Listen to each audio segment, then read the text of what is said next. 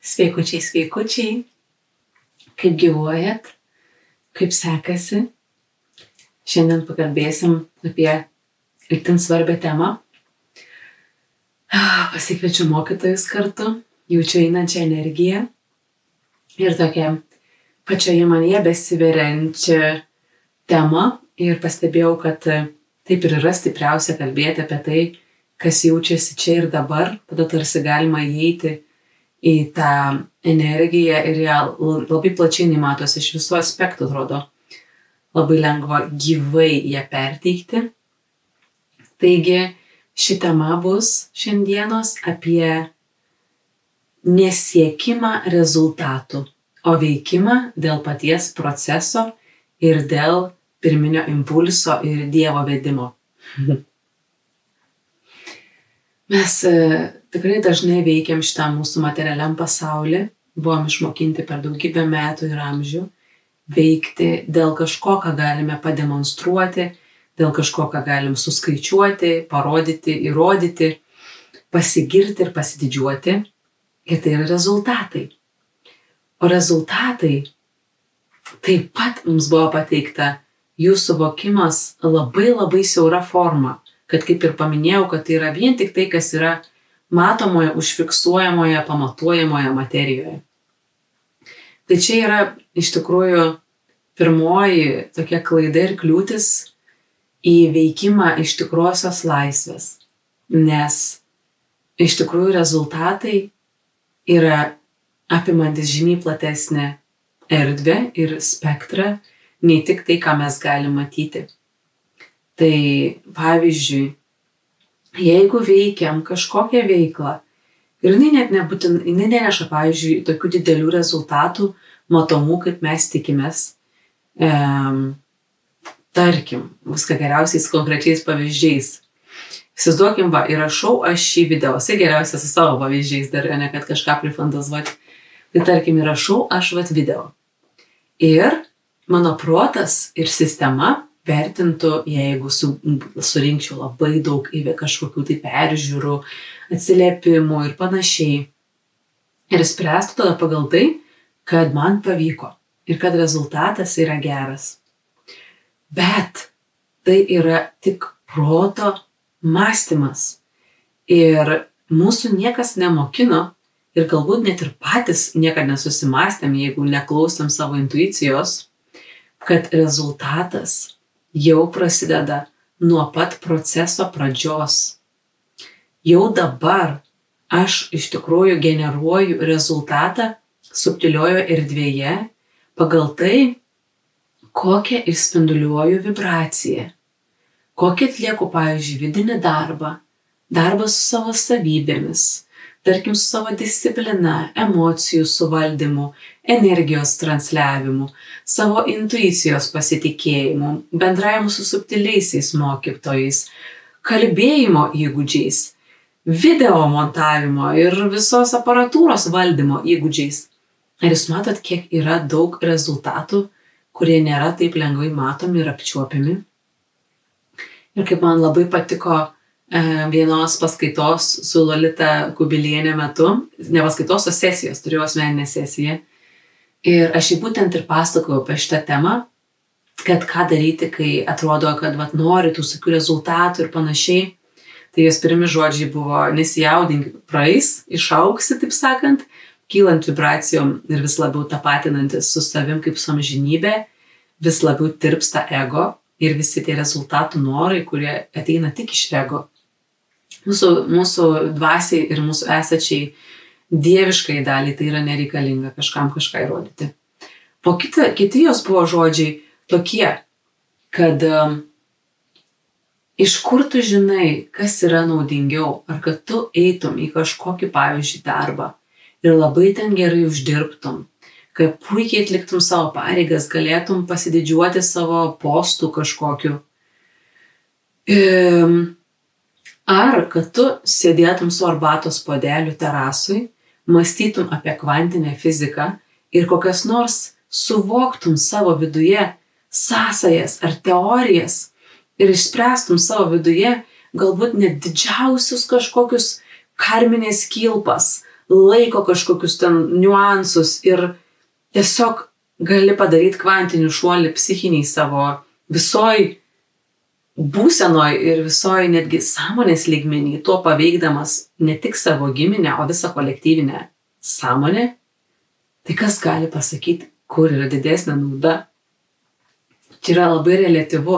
Mes visi veikiam pagal savo prigimtį, pagal savo skirtą tikslingumą, kur galime atsiskleisti, įkūnyti jėgą labiausiai. Taigi visus matuoti pagal tą pačią skalę, rezultatų apčiuopiamų kažkokią skalę yra labai neteisinga. Ta prasme, neteisingumo atžvilgių, o visos visatos neapčiuopiamų matavimo atžvilgių, nes tai tiesiog neatspindi tikros tiesos. Taigi čia tokia mini intro, kodėl visas tas vaikymasis rezultatų šiaip yra iš tikrųjų tiesiog siauras požiūris iš pat pradžių. O kitas dalykas, ką tai daro mūsų viduj. Jeigu mes atliekam kažkokius dalykus dėl rezultatų, mums bus labai sunku girdėti iš viso savo širdies balsą. Girdėtis dievišką įvedimą, kuris remiasi į didįjį paveikslą, kuris, kaip sakiau, remiasi į tikslingumą ir į mūsų evoliuciją, visų gyvų būtybių evoliuciją, o ne kažkokią vieno žmogaus naudą.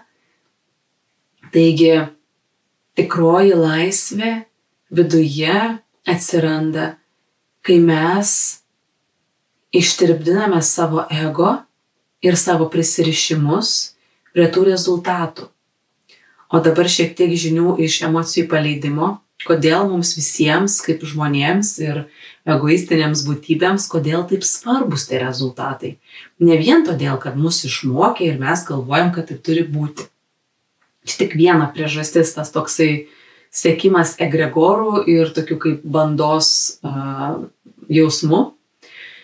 Kitas dalykas yra mūsų pačių trūkumo jausmas, mūsų pačių susimaišymas ir patikėjimas, kad galim gauti laimę iš išorės. Tai yra tiesiog toks svarbus faktas, toks svarbus dėsnis, aš dabar sakau, jaučiu kaip eina energija. Žmonės, mes laimės niekada negausim iš išorės. Niekada. Galim gauti trumpalaikius malonumus, galim gauti kažkokią laikiną laimę, bet niekada mes ten nerasim to, ko ieškom. Tos amžinybės pilnatvės ir to dieviškojo saldumo, kur atrodo galim padaryti įvairiausių dalykų, ką mumis tikina protas, išbandyti įvairiausių dalykų išorėje, persikraustyti kitą šalį, sukurti šeimą, pasiekti karjeros. Ir vis tiek mes norėsim tos giliausios palaimos, kuri yra tik iš dieviškumo. O tas dieviškumas yra tik iš ėjimo savo širdies keliu. Tai apie tą prisirišimą, prie išorės ir tos iliuzijos, kad mūsų laimė ateina iš ten, tai tikrai toksai, sunkiai, sakyčiau, gal ir nebūtinai sunkiai, priklauso nuo to, kiek protas yra įtikėjęs tuo, kiek jisai yra susijęs baimių ir sureikšminimo, kiek jisai, pavyzdžiui, bijo būti nelaimingas arba jausti kažką tokio nemalonaus, kas nėra susijęs su laime. Taip pat, jeigu yra įsitikinimų klaidos baimių, pavyzdžiui, kad jeigu nedarysiu taip, kaip visi sako, o kiti turbūt žino, ką sako, tai galbūt padarysiu kažkokią klaidą, ne tik išoriškai, kad mane atstumti gali žmonės, aš galiu kažko nepasiekti, bet gali būti ne tik tiek, kaip man atrodė, kad gal susigadinsiu savo sielos kelią, gal neįgyvendinsiu savo sielos misijos, savo paskirties, kažkur tai susistabdysiu evoliuciją arba kad Dievas bus manim nepatenkintas. Žodžiu, šitoj vietoj kodėl stipriai laikosi įsitikinimas apie tą laimę ateinančią iš išorės, o ten yra tiek daug dalykų viduj. Galite ir patys savo pasianalizuoti, jeigu aš įeičiau dabar į savo vidų ir viskas, ką aš svajojau, pasakyčiau, kad neišsipildys. Tai kas viduj sukyla tada viduj? Kokie jausmai? Ar atrodytų, kad tada niekada nebūsiu laimingas? Ar kažkokios baimės išlenda? Ar kažkokios pareigos, tarsi turiu kažką padaryti? Ar kažkieno, nežinau, gal kokie tėvų žodžiai net pradės skambėti? Galit patirinėti iš tikrųjų, kas laiko. Ir vis dažniau pasipraktikuoti. Taip išsigryninant savo tikruosius siekius. Pavyzdžiui, jaučiat viduj norą, kaip ir aš dabar galvoju, reikia eiti rašyti video. Ir galvoju, aha, reikia, ar noriu, ar teka energija, ar veda Dievas, ar aš noriu tiesiog kažką tuom pasiekti. Ir tai prisėdu ir skanuoju save. Pradedu užčiuopti vibracijas, kurios, pavyzdžiui, tokios kažkokios man neprimena dieviškumo, tokios jau kilusios ne iš tokių tyrų, taip sakant, ketinimų. Tai ir pasižiūriu, jeigu aš noriu kažkokio pripažinimo, galbūt noriu išvystyti savo veiklą, kelti kuo dažniau video, nes tada kažką gausiu. Ir taip tada, negausiu. Tada dar pasižiūriu, o tai gal dėl to, kad jausčiau, kad prasmingai praleidau dieną, ir tada irgi kažkokį gal bonusą gausiu, kažkokį karminį. Ir taip galvoju, negausiu. Ir tada, kai tarsi visus tuos, kur įsivaizdavau, kad kažką gausiu, kaip šakeles nuo medžio nugenėjau ir vėl sugrįžtu į savo esatį. Atrodo, tada protas jau ramus, tada jau nebėra tų iliuzijų, lyg ir nieko aš čia negausiu. Tada pažiūriu, o ar aš esu būsenoj, skleidimo būsenoj. Nes kuom skiriasi tas laisvas veiksmas nuo to iliuzinio veiksmo, kad ar mes darom iš trūkumo, ar iš pilnatvės, ar kažką tarsi bandom pritraukti, siurbti kažkaip tai, iš kažkur gauti, ar mes jaučiam, kad sklinda, kad tiesiog eina energija. Ir aš tai prisėdau ir žiūriu, eina energija. Jaučiasi tikrai, kad yra dalykų, kurios reikia garsinti ir dėl jūsų, ir netgi, kad užsifiksuotų manyje pačioje ir galbūt kažkur erdvėje turi tam tikri taškai užsidėti. Tiesiog pasijautė, kad taip yra tikslinga ir savo įgūdžių lavinimui, ir išdėstymui tam tikrų tiesų. Tiesiog jaučiasi net kaip susirenka tam tikri energetiniai kodai erdvėje. Ir tiesiog tikslingai tada viskas juda. Tai taip tada pasižiūriu ir iš tokios laisvės keliauju į veiksmą. Ir tada tas veiksmas ir neša tokį kažkokį gerą jausmą, nes aš jau žinau, kad vien darydama aš jau viską gaunu, ko man reikėjo. Ta prasme, net negaudama gaunu, kad darydama jau išskleidžiu tą širdies balsą ir vedimą, Dievo valią, sujungius tą su savo fiziniais įgūdžiais, savo duotybėm. Tai kas gali dar būti harmoningesnio ir dar labiau pripildančio? Ir tada net visiškai nebėra svarbu, kas ir kiek ten pasižiūrės, kaip sureaguos ir panašiai, nes jau yra taip viskas tiksliai sudėliota erdvėje, energetiškai atlikti visi niuansai, kad jau tai yra rezultatas. Iš tikrųjų tokia gaunas net paradoksas. Procesas susijungia su rezultatu. Tai labai, labai tikrai geras jausmas, kaip dabar man tikrai užliejo visą esybę. Taip, taigi ir kaip minėjau, kad ateityje Jeigu mūsų siekis yra kelti savo vibracijas, kelti savo sąmoningumo lygmenį ir vis labiau susilieti su dieviškąja valia, tai mūsų tikslas taip pat turėtų būti tirpdyti savo ego. Ir mes, norėdami tapti vis labiau ir labiau susilieję su Dievo valia ir būti jo įrankiais, mes turėsim veikti šios laisvės.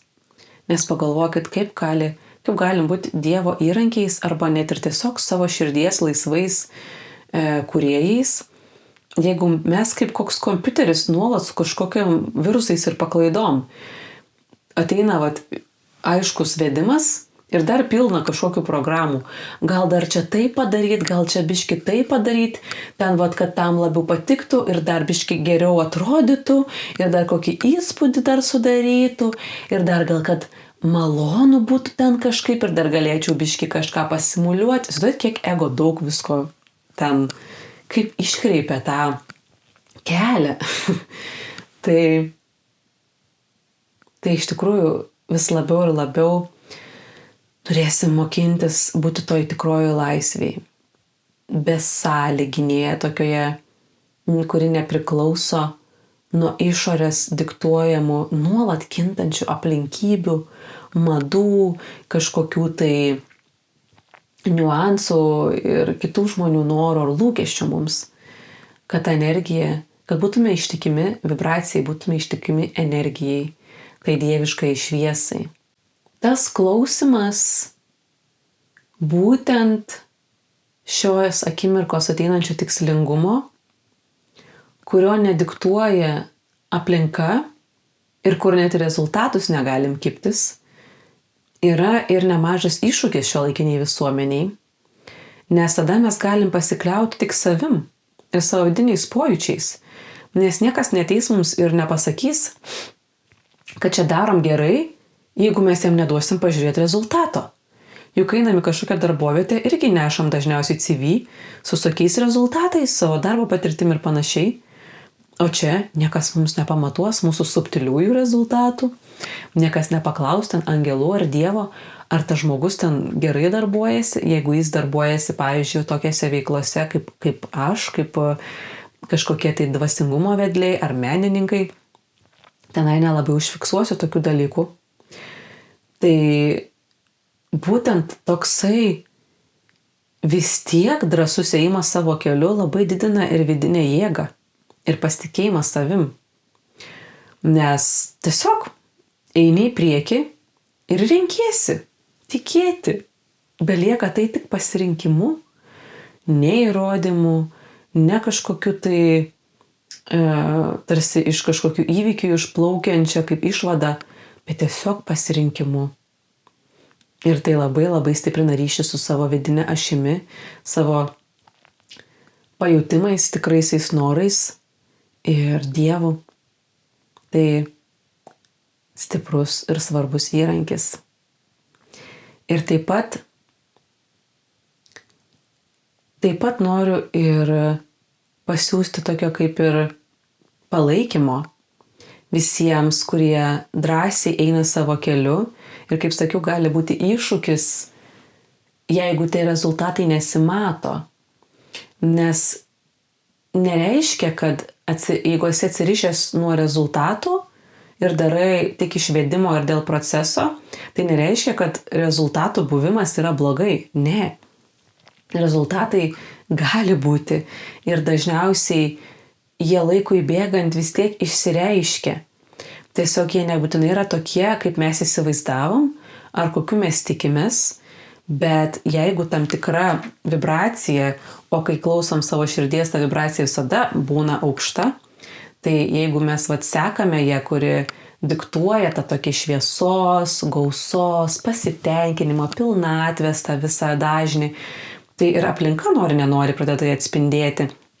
Tai ir atsiranda tada tų ir klausytojų ir panašiai, ar kažkokių finansiniai mainai, ar tiesiog kažkokios tai palankios, gražios situacijos, tokios kaip net ir sveikata, laimė, tiesiog grįžta visą tai pozityvia energija. Bet ką norėjau pasakyti, kad tas rezultatų nebuvimas taip pat gali būti dar tam tikros pamokos, tų apčiopiamų rezultatų, kur atrodytų, kad jau turėtųgi aplinka atspindėti mano vidų, jeigu aš tikrai tyrai jaučiuosi savo kely. Bet mes niekada nežinom, kokias pamokas mumis nori toje vietoje mokyti. Gal, pavyzdžiui, mums yra žymiai geriau ir naudingiau tirpdyti savo ego, darant kažką visiškai mažoje skalėje ir vis tiek tikint savo progresu, tikint savo veikimo prasme ir jėga, negu kaip, pavyzdžiui, žmogus padaro ir iš karto gauna labai greitą išorinę sėkmę. Ir tada kiekvienas, kaip ir yra, man atrodo, dabar bijau sumeluoti, ir Biblijoje pasakyta, ar kaip Jėzus yra sakęs, kad kiekvienas gali tikėti, kai mato, bet ar kiekvienas gali tikėti tuo, kas nematoma, kad tikrasis tikėjimas ir yra tas, kai tu pirmiau patiki ir tada kažkas įvyksta, o nelauki įrodymų ir tik tada tiki. Tai labai kviečiu pasitikėti Dievo vedimu ir kad ir kokie rezultatai yra jūsų veikloje, tikėti, kad jie yra didžiuliai, kad jie yra nuostabus ir patys tikslingiausi ir reikalingiausi jūsų keliui, tokiam, koks jis yra dabar. Ir rezultatai, kaip sakiau, gali ateiti kažkuriuo metu, net ir tokie, net ir išoriniai, nes vis tiek mes turbūt nemažai iš jūsų žinote apie manifestaciją. Tai iš tą temą dabar neįsiplėsiu, jaučiu, kad tarsi netgi paminėjau žodį manifestacija, tai taip netgi atsimuša. Tai tik tais tiek noriu paminėti, kad jeigu praktikuosi manifestaciją, tai kad čia gali būti irgi tų vidinių pamokų, kurios yra pirmiau iš tikrųjų netgi eina tikro dvasinio mokinio kelyje, tokios vidinio ugdymo pamokos gali būti netgi svarbiau už manifestaciją ir gali nesipildyti kažkokie dalykai, jeigu jie nėra tikslingi, jeigu mes jau esame išreiškę aiškiai Dievui norą ir prašymą, kad jis mus vestų, tai jis gali kai kurių dalykų tiesiog neįgyvendinti, nes mums tai tiesiog nereikalinga ir netikslinga. Bet jeigu mes jau susilieję su Dievo valia, tai galim po to jau materializuoti ir tuos išorinius rezultatus. Tik jie jau tada ateina visiškai iš kitokios eigos, negu mums įprasta. Jie jau netampa mūsų tokiu kaip siekiu, netampa mūsų laimės sąlyga, o jie tampa kaip to pilnatvės proceso ir žydėjimo tiesiog viena kaip sudedamųjų dalių. Tiesiog toksai kaip gėlė, pavyzdžiui, žydi, jinai yra ir graži, ir kokį nektarą duoda, ir dar papildomai kvepia. Tai atrodo, kai esam toj pilnatvėj, tada tiesiog taip ir vystosi, kad galim tada ir gal kokie išorinius rezultatus manifestuoti, ir vienokius dalykus, ir kitokius. Tai taip.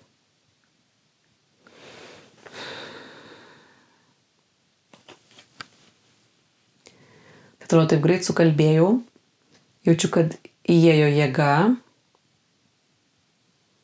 kad norėjau pabrėžti labai šitą tikrąją laisvę ir kas tai yra.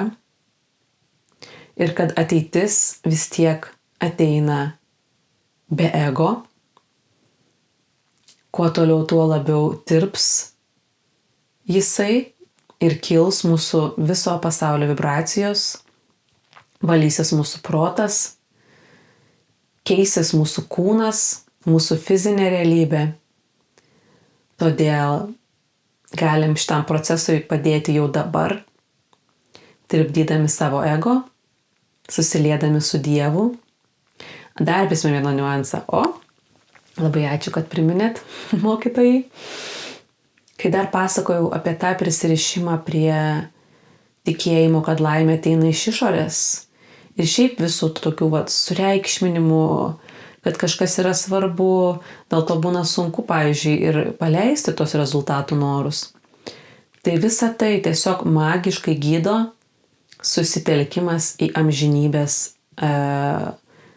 perspektyvą. Eiti į savo vidų ir telktis į savo giliausią prigimties dalelę, į tą visą apimančią amžinybę. Ir jeigu tai pabūsit pakankamai ilgai, kad jinai užlieja visą kūną ir visą protą ir visą energetinį lauką, savęs daugiau nebereikės įtikinėti, kad tikrai laimės nėra išoriai, nebereikės savęs įtikinėti, paleisti reikšmingumą, nes mes tiesiog toje erdvėje patys pamatysim, kaip viskas yra nereikšminga, kaip visa laimė yra viduje, visa pilnatvė yra viduje ir nereikės to vizualizuoti, kažkaip įsivaizduoti, pabandyti patikėti.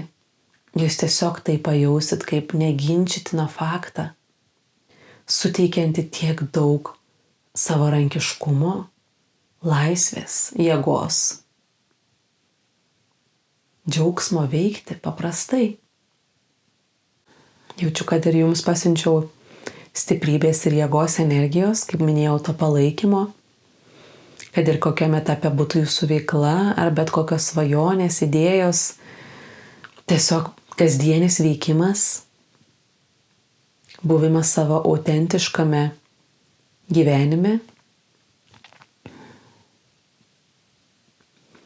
kad vis labiau praktikuotikit tą vidinį atskyrimą,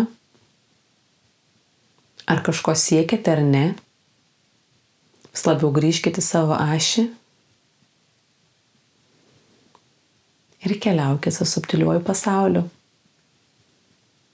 su savo vidiniu vedimu.